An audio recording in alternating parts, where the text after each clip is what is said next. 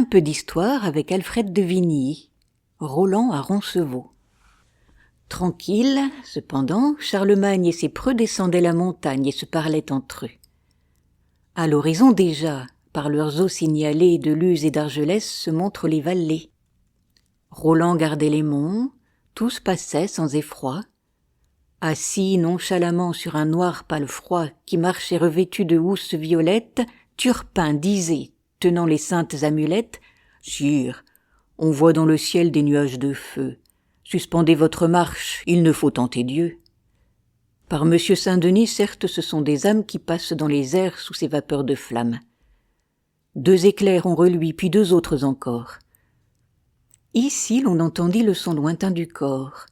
L'empereur, étonné, se jetant en arrière, suspendit d'estrier la marche aventurière. « Entendez-vous » dit-il.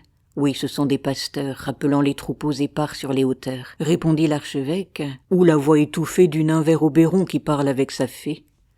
Et l'empereur poursuit, mais son front soucieux est plus sombre et plus noir que l'orage des cieux. Il craint la trahison, et tandis qu'il y songe, le corps éclate et meurt, renaît et se prolonge. « Malheur, c'est mon neveu, malheur, car si Roland appelle à son secours, ce doit être en mourant. Arrière, chevalier, repassons la montagne. Tremble encore sous nos pieds, sol trompeur de l'Espagne. » Sur le plus haut des monts s'arrêtent les chevaux. L'écume les blanchit sous leurs pieds. Roncevaux, des feux mourants de jour, à peine se colore.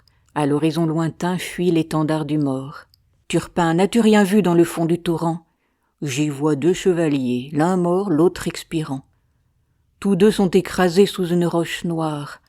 Le plus fort dans sa main élève un corps d'ivoire. Son âme, en s'exhalant, nous appela 2 fois. Dieu, que le son du corps est triste au fond des bois.